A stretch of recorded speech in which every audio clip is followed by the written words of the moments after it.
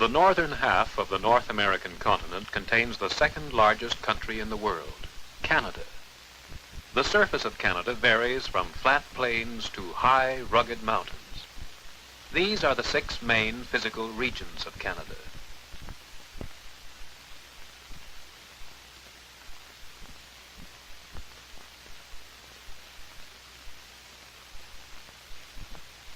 The Pacific Coast region, the most westerly region of Canada, is mountainous, with a number of swift rivers. Between the ranges of mountains, the plateaus and valleys are suitable for agriculture.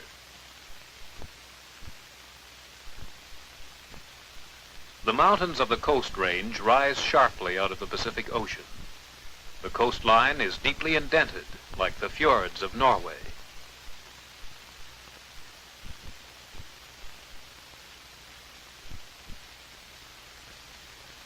In one of these inlets is Vancouver, the 3rd largest city in Canada, and Canada's chief western port.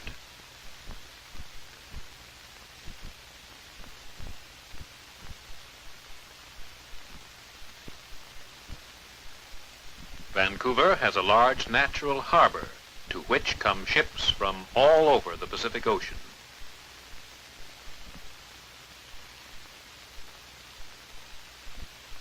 The harbors on Canada's Pacific coast are also centers of the fishing industry. Salmon, halibut, and herring are plentiful, especially near the river mouths. Large nets like this purse seine net are mostly used in catching the fish. After being caught in the large net, these salmon are lifted out by a dip net called a brailer.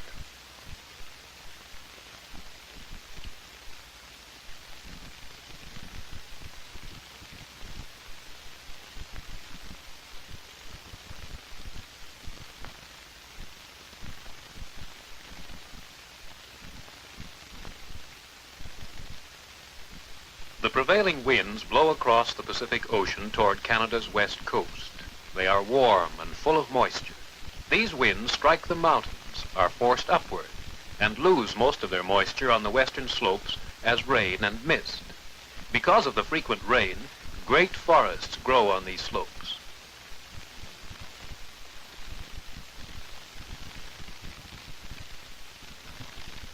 Trees sometimes reach enormous height and thickness.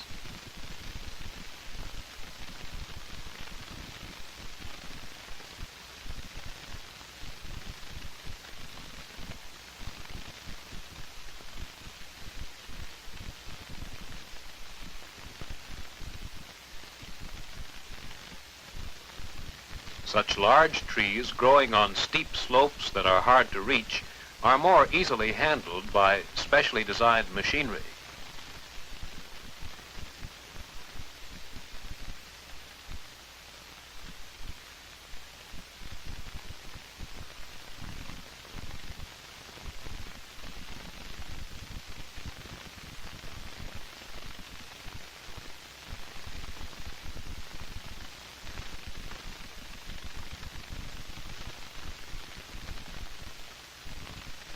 Some of the trunks go to the sawmill to be cut into lumber. Others go into wood pulp for making paper.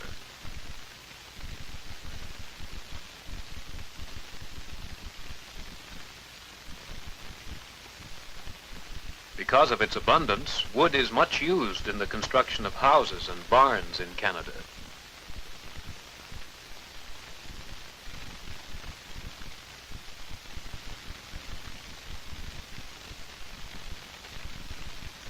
The farmlands in the coastal areas profit from the mild, even climate. Some parts are particularly well suited for growing vegetables and small fruits.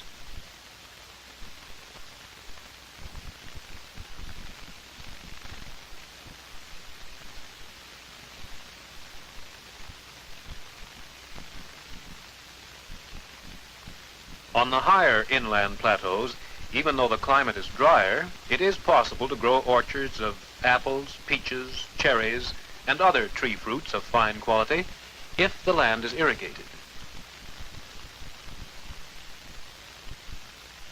Grass and small trees grow on the land which is not irrigated.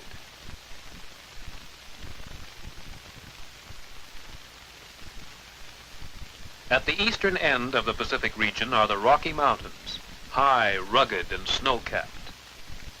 There are only 3 main passes through these mountains.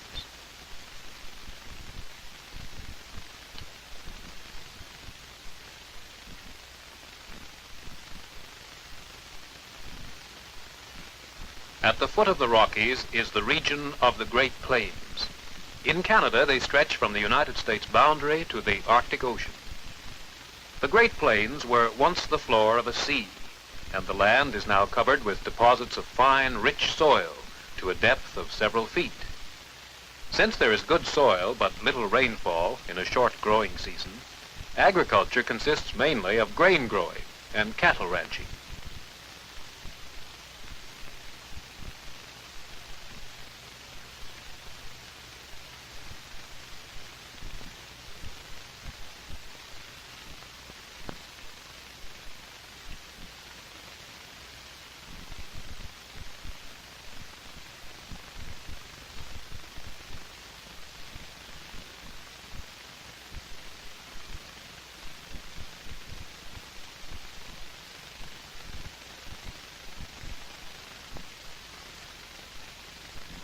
To people traveling through this region, the prairies seem to stretch in flat, endless miles in all directions.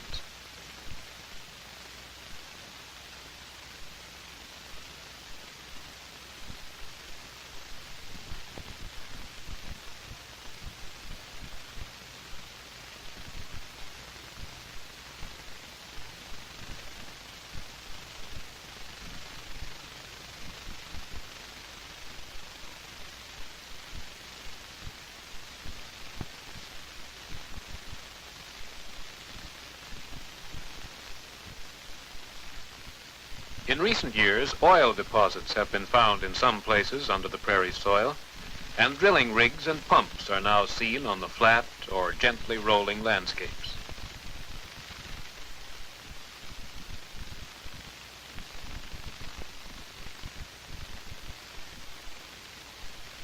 But wheat, hard northern wheat, is still the main product of the prairies.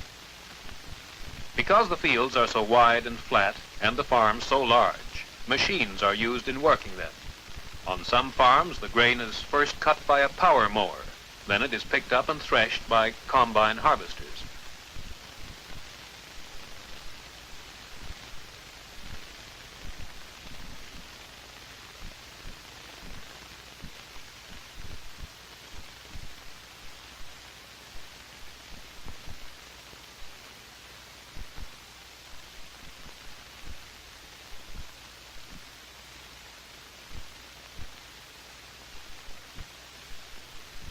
While awaiting transportation, the grain is stored in elevators in the prairie towns along the railways.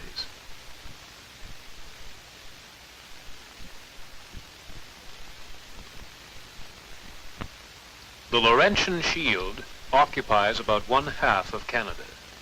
It extends from the Arctic Ocean down to the Great Lakes and out to the Atlantic Ocean on the east.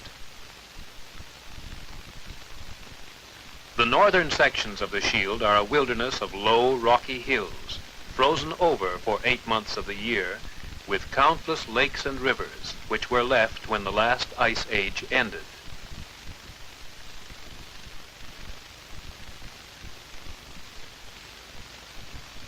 The southern sections of the shield, being more easily accessible, have been explored and developed to produce a wealth of minerals, water power, and forests.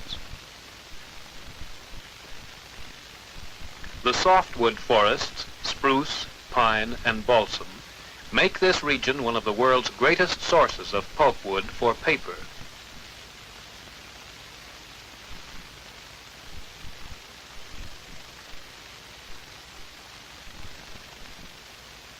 Here, trees are usually cut in winter.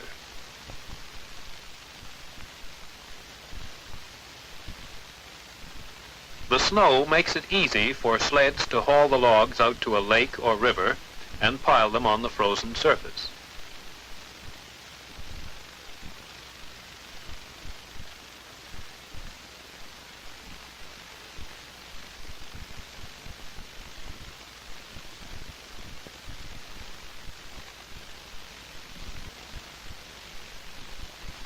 When the ice melts in the spring, the logs float downstream to the sawmills and pulp mills.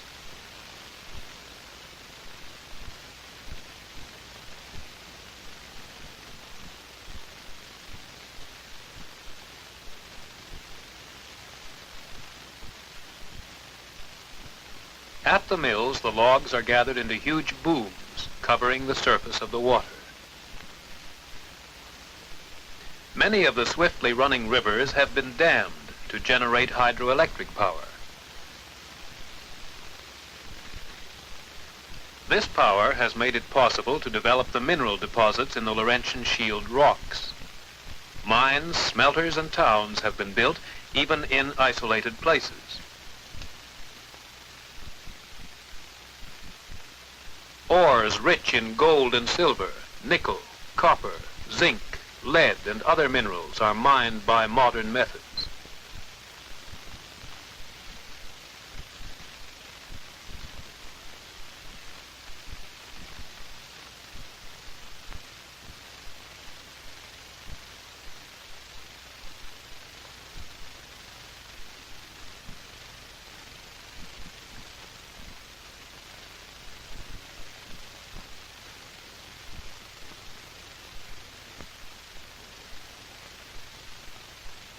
This ladle contains molten zinc, ready to be poured into molds.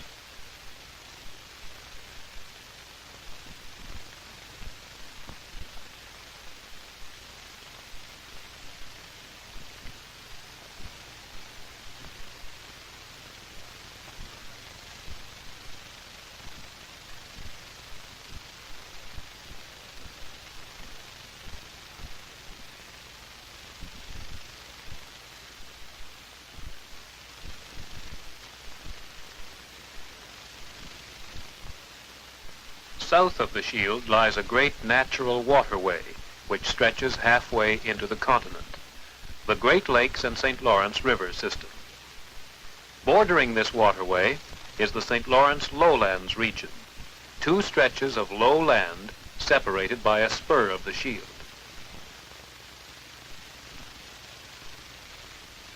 This is rich farmland with a temperate climate and great variety of crops. These regions were among the first inland parts of the country to be settled by colonists from France and England. Now, more than half the people of Canada live in the St. Lawrence lowlands.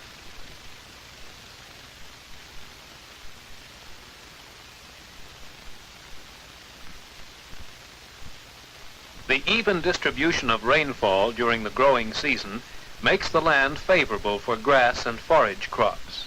Some of the best dairying country in Canada is in the St. Lawrence lowlands.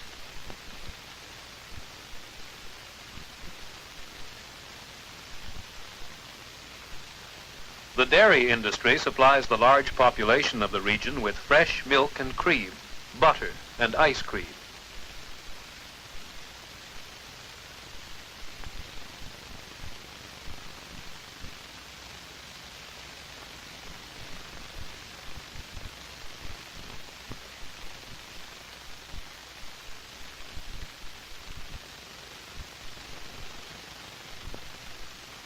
Other products of the dairy industry are powdered milk and cheese.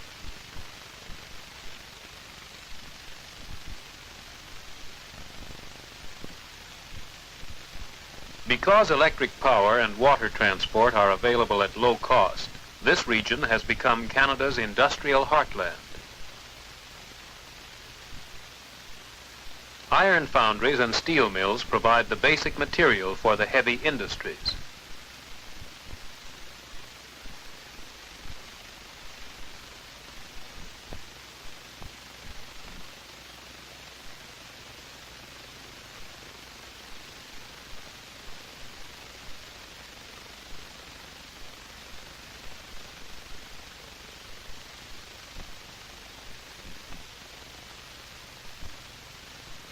Oil refineries, artificial rubber and chemical plants process the oil from Canada's prairies.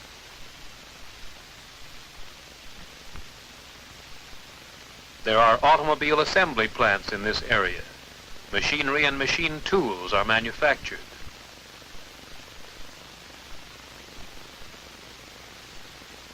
consumer goods, such as yarns and textiles, are produced. All these and many other industries have concentrated the greater part of the population in this region, the smallest of the 6 regions of Canada.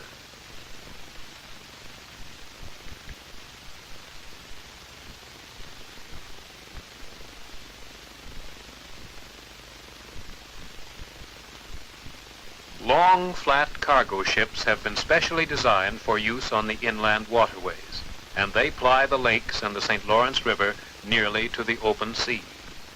Because of their special design, they're not suitable for sea travel.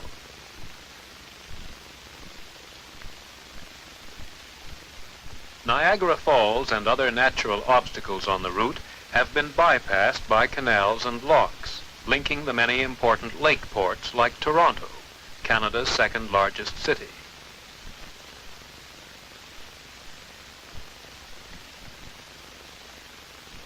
At present, only the lake boats can pass through the canals. Plans are underway to construct a deep water seaway so that ocean-going boats can reach the lakes. Now they cannot go beyond Montreal on the St. Lawrence River, Canada's largest city and principal inland seaport.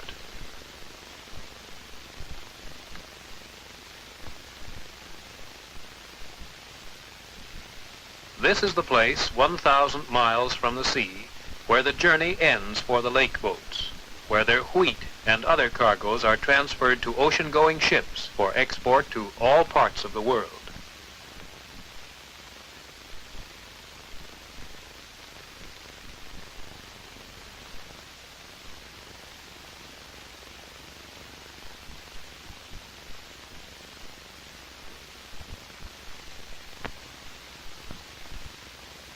Bordering the Gulf of St. Lawrence lies the Atlantic region.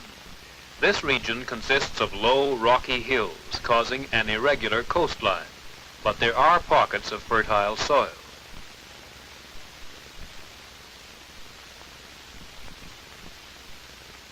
Parts of the region, in the river valleys and lowlands, are suited to certain special types of agriculture, such as potato growing, poultry farming, and apple growing.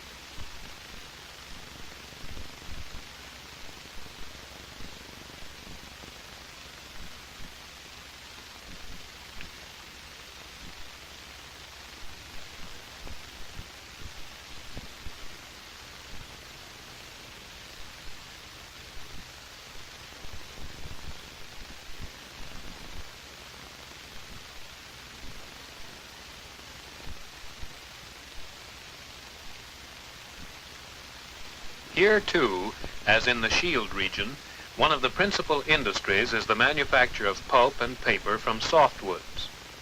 The pulp mills gather stockpiles of logs during the season when the waterways are open and the logs can be moved easily.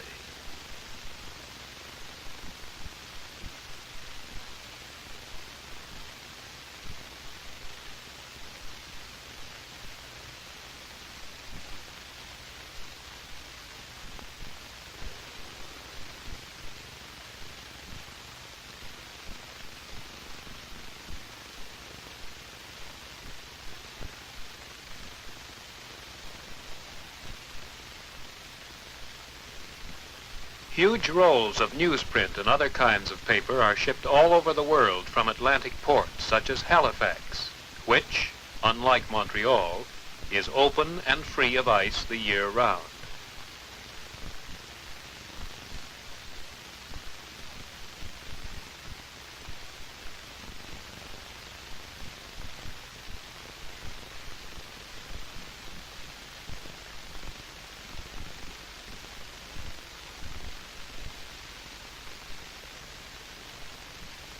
But as in all maritime regions, the most natural occupation of the people is fishing. Most Atlantic coastal fishing is done from small motorboats near the shore, where cod, halibut, and other cold water fish lie in the shallow water. Many fishermen use a long line with baited hooks every few feet.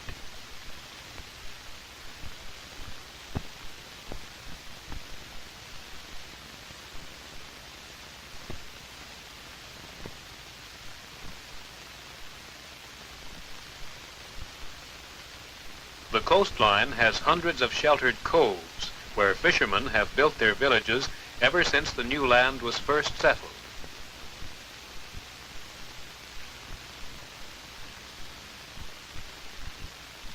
The Atlantic coastal climate is apt to be cool and damp, with frequent fogs caused by the cold Labrador current, which sweeps down from the Arctic.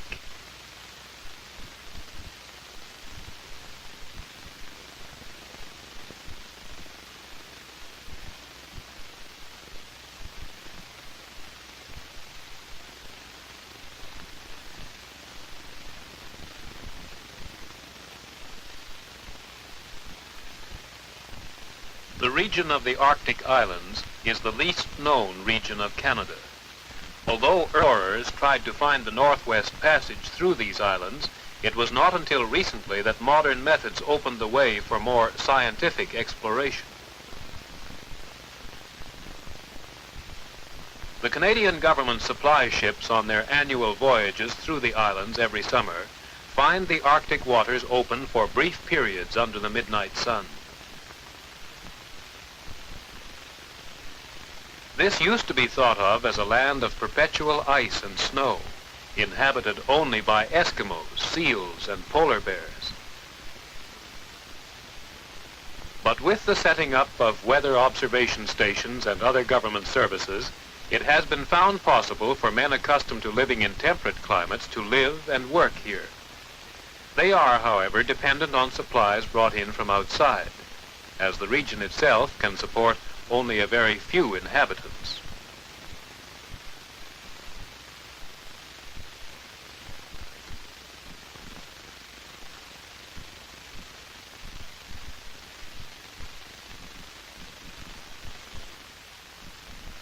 These, then, are the 6 regions which give Canada her special character, a character which maps alone can never show.